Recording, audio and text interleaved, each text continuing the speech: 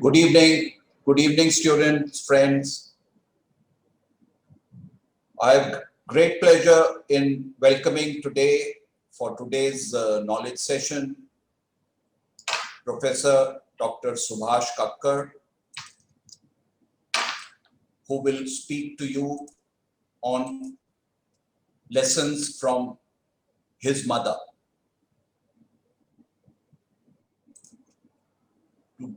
To tell you something about Dr. Kakkar, Dr. Kakkar is an engineer from the Delhi College of Engineering. He has also done his MBA from the Faculty of Management Studies, FMS Delhi. Thereafter, he also did his PhD, also from FMS Delhi. Dr. Kakkar is a Six Sigma Master Black Belt. His area is TQM and Six Sigma and operations area initiatives of the kind. Dr. Kakkar spent about 30 years in the industry, across various industries, in the operations, projects, manufacturing area. And thereafter, he shifted over to the academics area. He was the first director dean of Faustima Business School way back in 2007. And thereafter, even today, he is the director of Faustima Business School. He also has been teaching things like decision science, predictive analytics, business analytics, etc. And he is also a SAP and a R3PP guide. I now request Dr. Kakkar to start his knowledge session and give you the insights about what all lessons that he has learned from his mother, which would surely be of great interest and use to young students like you. Over to you, Dr. Kakkar. Thank you, Rajiv sir. Thank you for an elaborate introduction. Friends, good evening. Today, I am going to discuss something which is related to my mother. She was a bold, affectionate, and disciplined lady. Traditionally, I teach subjects like predictive analytics, decision science, TQM, Six Sigma, BPR. Today, the things are going to be a bit different. My mother lost her husband at a very young age, when I was hardly 5 years old. My father was in Indian Army, and he had also spent part of his professional life in the rehabilitation ministry. As per my mother, father being employed in the Indian Army was much disciplined, but a very simple person. So was my mother also. She was bold, affectionate, and disciplined mother. I must say, mother is a first guru. Foundation of character is laid by mother only. Just by watching her doing things, I learned so much. It became part of me without knowing it. Hence, my habits, forming, character building, and imparting values to me was done solely by my mother. You will find a shade of my mother's character in me also. I imbibed these habits consciously as well as subconsciously. And I'm sure you must also have a similar experience of your own mothers. It is said that 3 hours reading, writing, and arithmetic is taught by mother initially. I want to share with you how my mother shaped my life in the past. In my childhood, I was very naughty. We had a big house with fruit trees planted all over. Fruits like pomegranate, guava, grapes, shatut, neem fruit, fig, papaya, and lemon, etc. were there in our house. My school was in second shift from 12:30 to 5:30 in the evening, and during the day, I used to climb up the trees to sit on a branch like monkeys and langurs and eat fruits of my choice all the day. My mother remained busy earning a meal for the day, and I remained busy doing all sorts of mischiefs. I was naughty and always kept my mind busy in finding some mischief to enjoy.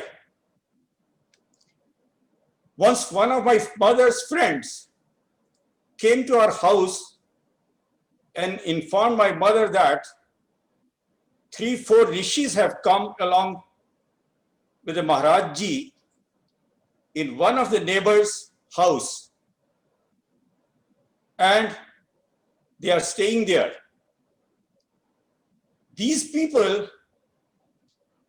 do the pravachan in the evening, and Maharaj Ji, who is the senior most, is a good palmist also. And people go to him in the afternoon for consultations. My mother's friend insisted that my mother should also go to Maharaj Ji and consult regarding my future.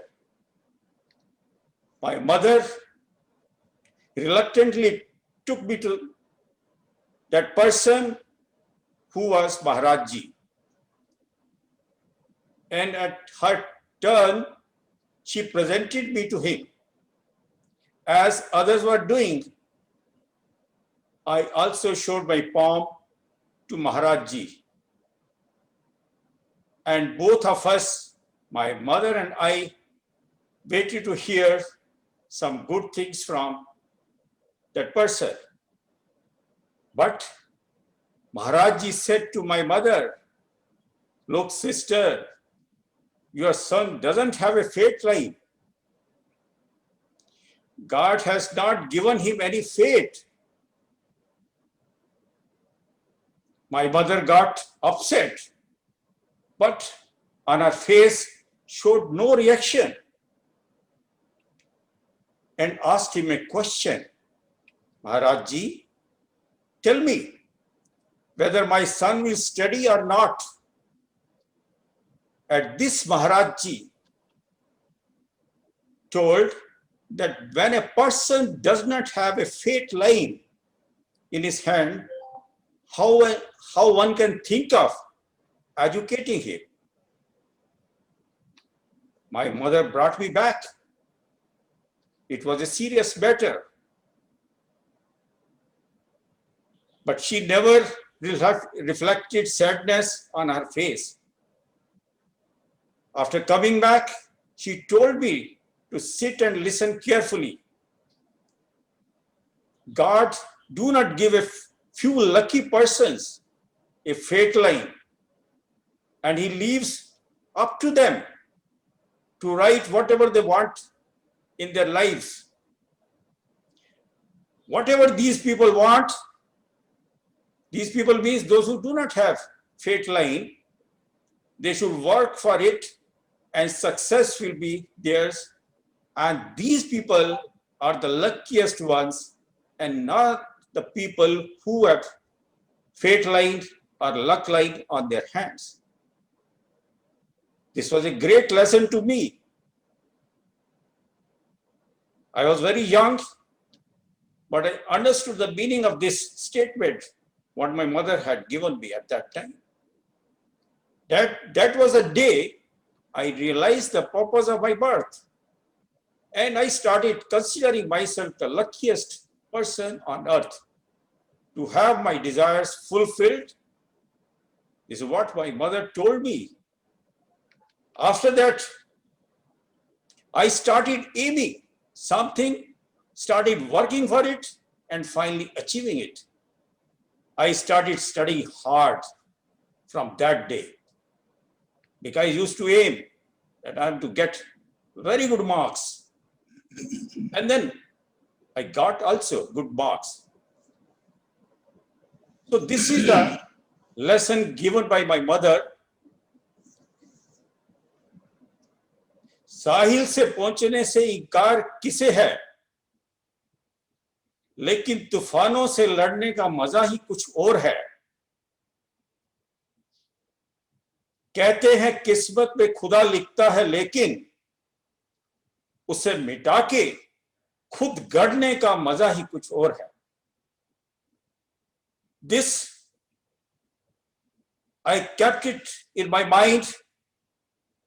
The meaning was that clearly understood, whatever I want in life, I am to aim at it and I'm going to get it also, because there is no fate line. I have to make my own fate. Perhaps when I was an 8th standard student, I realized that even I worked very hard, I was not able to get good rank. Good rank means first position I wanted to have. I worked really hard in 8th, 9th and 10th standard, but could not get first position. At that time, we were having 11th as a higher secondary exam. And during those days, I remained in the second position always. I wanted to have first position in my higher secondary exams. The aim was that so that I can get my name written on the merit board. There was a merit board.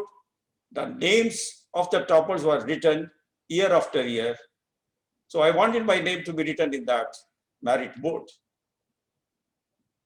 One day I decided to take help from my mother. I told her the complete problem and asked her how I could get first position. I told her I desire to see my name written on the school's merit board based on higher secondary exam results. She said, "Look, son, you have only desire to have your name written on the board. And there is a difference between desire and determination. ये तुम्हारी इच्छा है,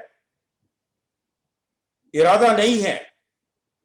It is your इच्छा and not the irada to get first position. इच्छा का सौदा हो सकता है, पर इरादे का सौदा नहीं हो सकता. You can compromise with your desire, and if it is determination, you will never compromise. She said that she had found me a number of times taking things very lightly. For no reason, I used to miss the school, and if I have the determination to get first position, then each absence must have pitched me. Always till I learned the contents of the lectures which were held in my absence. She told me, change your desire and make it determination. इच्छा को इरादे में बदल दो और इसको एक पक्का इरादा बना लो. You are bound to get first position. This was a statement given by my mother. She said, You are to compete with existing topper. For that, what are you doing to make your answers better than the student who normally stood first? She said, both of you have same teacher, same books you read. How you expect to get more marks? What extra efforts you are making? I got the hint from my mother. I started reading 2-3 books on each subject. I used to note certain things which were written on those books separately in my notebooks. Then at the time of the exam, writing answers, I used to write those extra things in each answer, and I used to underline those particular things. And this way I prepared, noted good points for each topic of the syllabus and reproduced them on my answers. And also increased my writing speed because I was supposed to write extra things also. My mother's lesson was, it is an extra mile you will give and it will give you extra dividends. This lesson put my performance on a higher orbit. I was altogether a different student from that day. I topped in my school and obtained distinction in 3 subjects out of 5 subjects. Then, of course, my name was written on the merit board.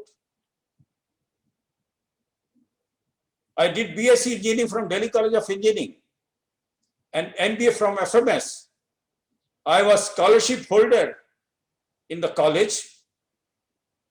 Later on, I was employed by good companies like DCM, Goodyear, Pepsi, etc. Finally, I did PhD also from FMS, Delhi University. Became the founder dean of Fatima Business School, and presently I am director in this college. My mother told me a golden rule to succeed. Achieving a goal and success will always chase you. So you have to make a goal first. Whatever you want in life, you have to make a goal. Write your goal on a piece of paper and keep it on your study table, you being students. This way you will be reminded of your goal all the time. Have determination, a burning desire to achieve this goal. It should not be only a wish. It should be a pakka irada. Identify your points of attention and points of distraction also. Do's and don'ts. Attention and distraction are inversely proportional. When distraction increases, attention decreases, and the vice versa. You have to improve points of attention and you have to decrease point of distraction which distract you from the goal. Make a commitment and not only a promise to yourself that by all means you are to get the goal achieved. And then finally write your points of attention. I'm giving you some examples which are applicable to you at this stage. Attendance not less than 100%. Listen to the teacher with full concentration. Revise course in the evening, off days, and holidays. Timely submission of all assignments. Daily newspaper reading. Only English as the language of communication. Now, friends, write your points of distraction also. These are applicable in today's scene. Not more than 50 minutes for social media. After 8 p.m., no phone usage. Work for yourself before 9 a.m. Put do not disturb on your phone. Keep it airplane mode. Raise your standard. Continuous improvement. You are not to prove, you have to improve yourself.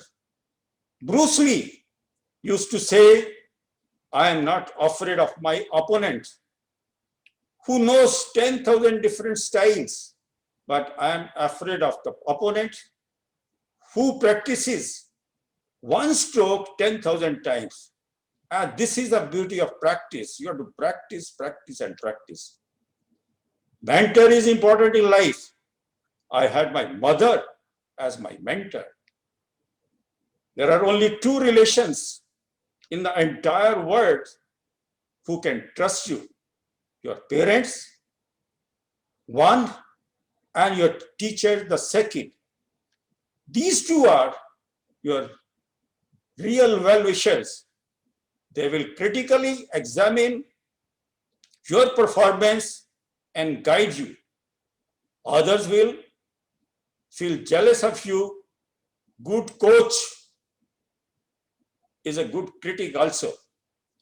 Coach guides, advises you, but the world punishes you. Who was the best teacher as per the Indian mythology? Of course, Dronacharya. Who was the best Shishya?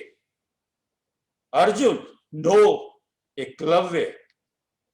Everyone must have a role model also in front of him.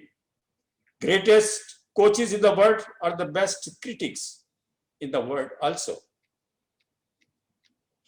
Once I asked my mother to tell me how to remember what I study, because in no time I forget everything. She told me to bring a sieve which is used for sieving tea. Immediately I brought it from the kitchen. She told me to fill water in this sieve. I went to the tap. I tried my best, but obviously I could not fill water in it, as whatever I filled in it, it got drained off. Then she told me to bring a bucket full of water and asked me to dip the sieve in it. I immersed the sieve in the water, which was filled in the bucket. My mother told me that, look, now the sieve is full of water. So this means that whatever you study, it should get embedded in you. And everything, what you do, you should be immersed in your studies and thoroughly, and everything will remain in your memory and nothing will get drained off. So immersion in your studies, you being students, you have to immerse yourself in the studies so that you remember all the concepts all the time. Once I asked my mom, tell me why she had been so harsh with me when discipline is in question. I also told her that your discipline has taken away my freedom. She said, in fact, discipline does not take away freedom, rather it gives you freedom. Suppose you have to go to your school, you don't follow the route. Do you think you will reach your school? Certainly, answer is no.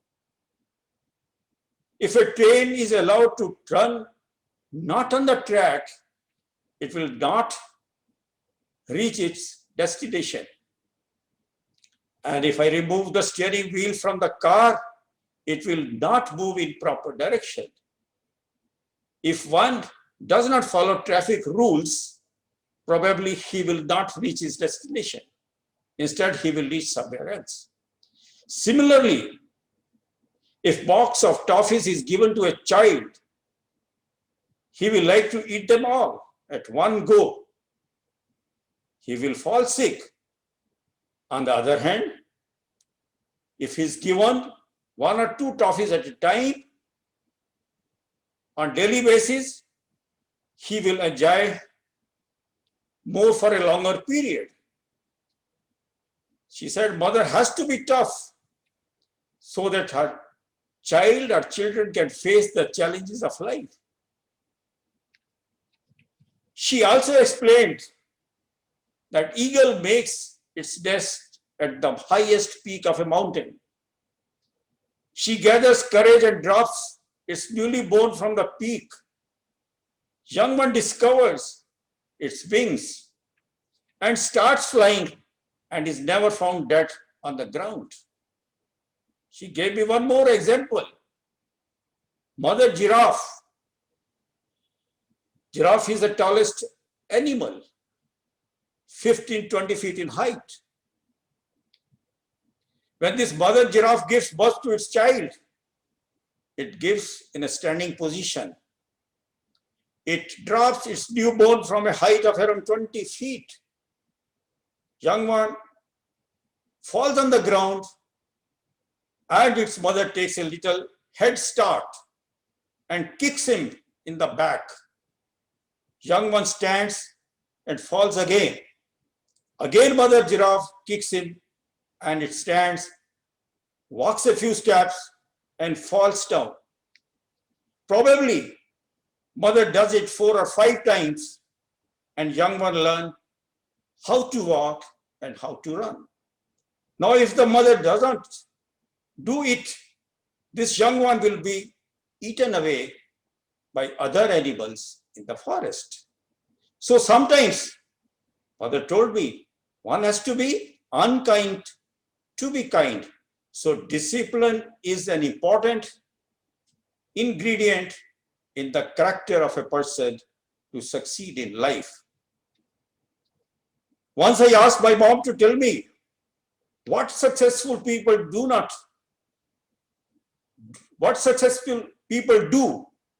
and those who lose, they don't like to do. What is that attitude which makes them succeed in life? She said, winners form the habit of doing things which losers don't like to do. These things winners also don't like to do, but they do it. Losers do not like to get up early in the morning. Winners also don't like to get up early in the morning, but they do it. Losers don't like to work hard, and winners also do not like either, but they do it. Everyone has limitations. Winners also know their limitations, but they focus on their strengths. Losers focus on their weaknesses. This was explained by mother very well. I was probably 5 or 6 years old when Pandit Nehru, who was the first Prime Minister, visited Delhi police lines for a guard of honor. We, the children from local schools, were sent to the parade ground and allowed to sit in the front row. Pandit Nehru came in an open jeep and took guard of honor. He was tall, he was fair, having a rose tucked in on his jacket. I was highly impressed by his personality. I went back and told my mom regarding the personality of Pandit Nehru and asked her when I would gain height like Pandit Nehru. She said, look, son, height is not measured in inches and foot. It is your great deeds which give you great height. Height is not neck down. Height is but neck up. Again, this was an explanation given by mother. I still remember. I was bachelor and employed by Goodyear Tire Company at Balabgarh. Early morning, after completing my jogging and other exercises, I used to recite Hanuman Chalisa. After taking bath, in my room, I had a chair and table and a small booklet of Hanuman Chalisa. In one corner of the table, I kept the Chalisa over there. Every day, I used to sit on the chair and recite Hanuman Chalisa and reading from the booklet only. It was almost a daily ritual for me. One day, I was not able to locate Hanuman Chalisa on the table after taking bath. I started shouting at my mom that why she had entered my room and misplaced the booklet. She was busy preparing breakfast. After preparing the breakfast, she came to my room, asked, what is the problem? And why I have been shouting? I told her, a number of times I have told you not to come to my room. Whenever you come, you misplace something or the other. Now the problem is I am not able to recite Hanuman Chalisa. She said, okay, look, son, sit in the chair and start reciting whatever you remember. Wherever you will get stuck, I am going to help you. I started reciting it, and to my surprise, I could speak entire Hanuman Chalisa without taking any help from her. She told me that you know everything. You can recite Hanuman Chalisa, but this particular strength of yours is not known to you. This episode, she said, gives you two lessons.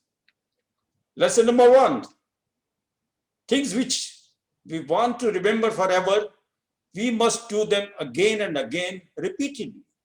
Then these things will get embedded in our heart and in our mind. And she said, lesson number two, you are a manager. Manager should know one's own strengths and weaknesses. And similarly, strengths and weaknesses of others is members of his own team. And a leader should encourage others to disclose their weaknesses and give feedback to others. This was very good lesson for me, because now onwards I started assigning responsibilities based on the strengths of the members of the team and started getting much better results. And this concept is called Jory window in our management terms. This we are teaching to our students also. My mother told me regarding social responsibility also. At that time, she was aware of helping others. The first point she said, never ever ask for help, rather always help a needy or a helpless person. If you see somebody who is being tortured, see that help is provided to him. She said, never ever go to a temple. I asked, why, mom? She explained that if I go to a temple, I will ask for help to the God. And mom said, She has already instructed me not to take anybody's help. If for any reason I have to go to the temple, mother told me, visit the temple and thank God for all his mercies. If possible, give something to him also. Means give something to God also. I asked Mom, God is almighty and he is the person who gives everything to others. How can I give him something? My mom said, give something to the people. It will directly go to him. Then my mother told me to make a notebook and start writing such jobs which I feel that God has done a favor to me. On one side of a page and on the other side of the page, I must write the jobs which I have done to his people, rather to him. And then she said, look, son, you have to see that his page should not get filled before your page. Means jobs, what you do for God should be much more than what he does it for you. So this is the way she used to explain in a very easy and a simple way. She also taught me the concept of housekeeping. She was expert in maintaining the house. In this management course, you will be taught a concept of 5S, which is a Japanese technique to maintain housekeeping in the organization. Here, this Japanese technique is having 5 S's. The first one is sere, second is seto, third is seso, fourth is shiketsu, and the last one, fifth one is shitsuke. And the English meaning is the first one is sorting, set in order, shine, standardize, and sustain. But she gave her own meaning. She elaborated the words swachhata. S stands for sorting, good or bad things, waste disposal, whatever is waste, dispose it off. Whatever is left, she says, arrange them. This is first S, W, A, then C stands for cleaning. Whatever is there now, useful thing, keep cleaning it. And whatever we have studied in 4 things, sorting, waste disposal, arranging, cleaning, make a habit, form a habit. And finally, make it a hobby also. Then you should have appealing ambience. You have everything done safely and housekeeping standard you have maintained. Now you have to do one thing extra, which Japanese people don't know, that you have to make appealing ambience. If you are in the office, you have maintained your office. Others should like to come to your office. Your office should be inviting. And then you have to do the total timely maintenance also. If something goes wrong, a switch is burnt, replace it immediately. Then the last one in Swachhta is A, appreciate your efforts yourself. Means you should feel happy and feel proud of what you have done in maintaining the housekeeping standard. And you may call your friend and show that this is the way I maintain. So her statement was place for everything and everything in place. So whatever useful things are there in your possession, you should have a place for everything and then keep everything in that place. Then she said, aim to achieve perfection so that job done by you must be a benchmark for others. Nobody should be able to give you better than that. This was her aim. My mom used to knit sweaters, etc. for me. She used to show me every day while going to the office. And after returning from the office, whatever she had knitted again, she used to show it to me. One day I was surprised that the portion she showed me was less than half of what she had already shown me.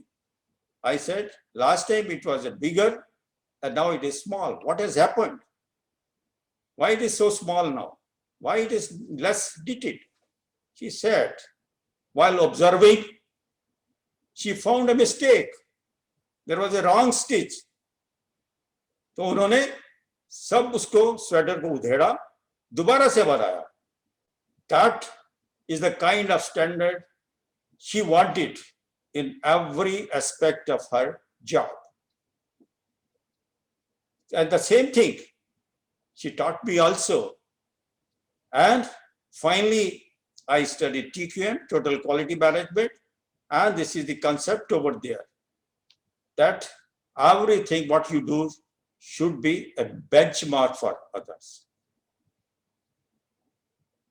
Michelangelo was an Italian sculptor who used to make very fine sculptures, and he was a perfectionist. One day a lady was observing him making a statue or a sculpture and spending a lot of time on a small area of that sculpture.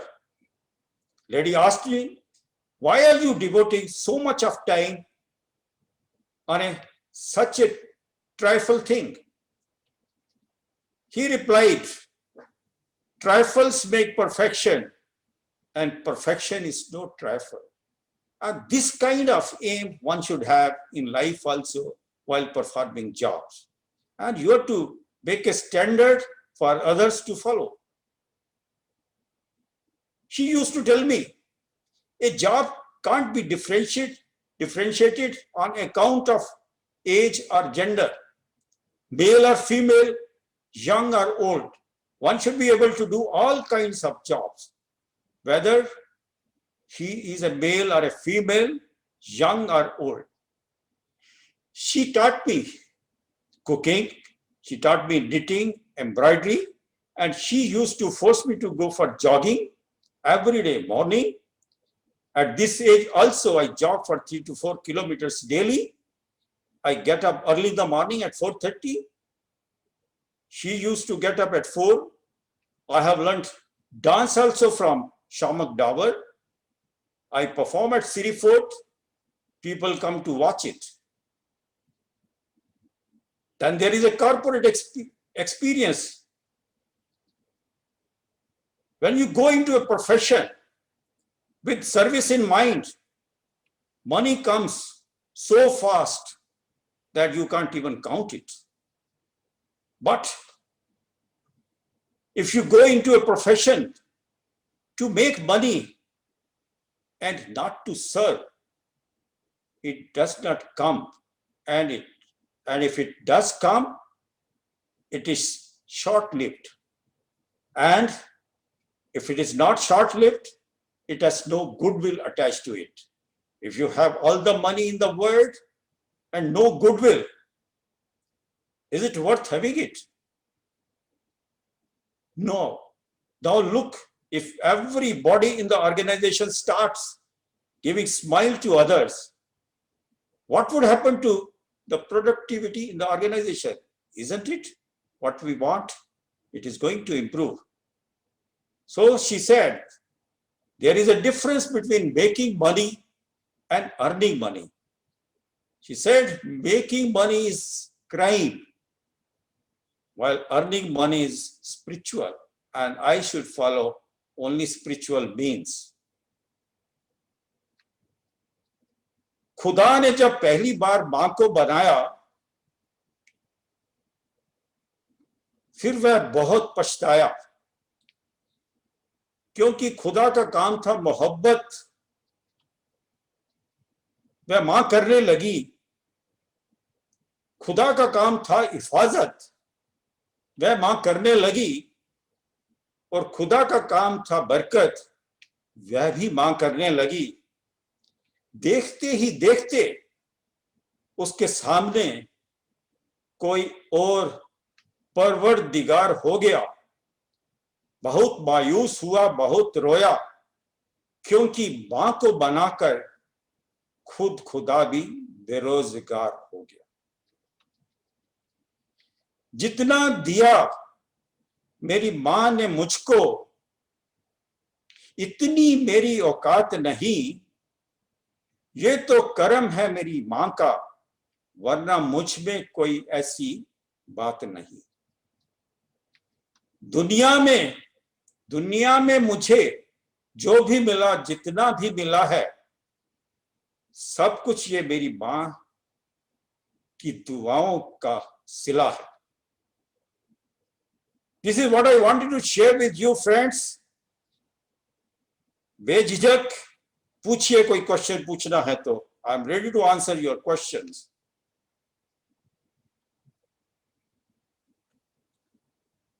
I am ready to answer your questions.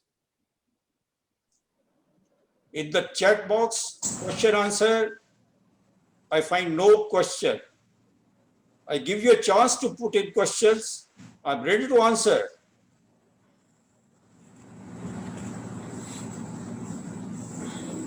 I think, Dr. Kakkar, the various things that you have been speaking about for the last 45-50 minutes have overwhelmed the students. So they have yet to absorb it fully, and no ready questions are coming to their mind. So thank you so much for Sir, talk. one thing. Yeah, Rajiv sir, sorry. You can continue, then I'll speak for. नहीं आप बताएं. अच्छा नहीं, okay, very good. Then the students will take some time to absorb, and it was not heavy, but okay, they are given some time to absorb also. But at the same time, one or two things have to be there which I want to tell them to do. I said goal setting. They should write on a piece of paper what is their goal. Points of attention, they are to write their own personal points of attention, what they feel will help them in achieving their goal. And the points of distraction, individually they should write what all activities they do, what activities take them away from their goal. One important job they have to do. If you have liked my lecture, each one of you must go to one's mother, one's mom, give her a big, tight hug.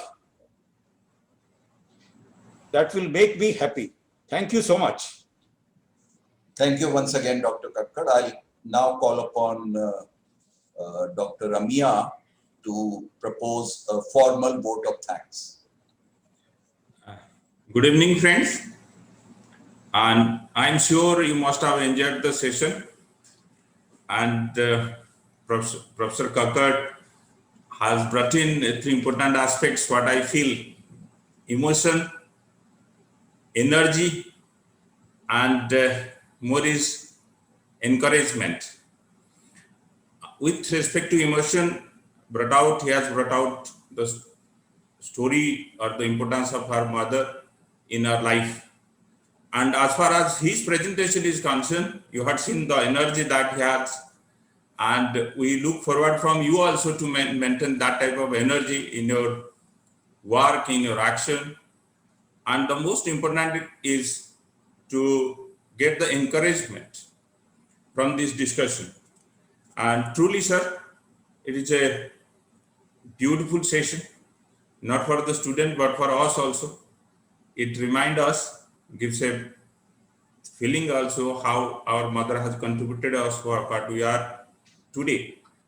And the three important things that we had discussed at the end by giving some like Mohabbat, Hifazat and Barakat.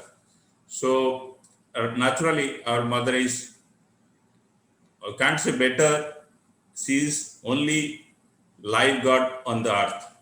So beautiful lesson. Thank you very much for your enlightening and valuable session, sir. Thank you very much. Thank you, everyone.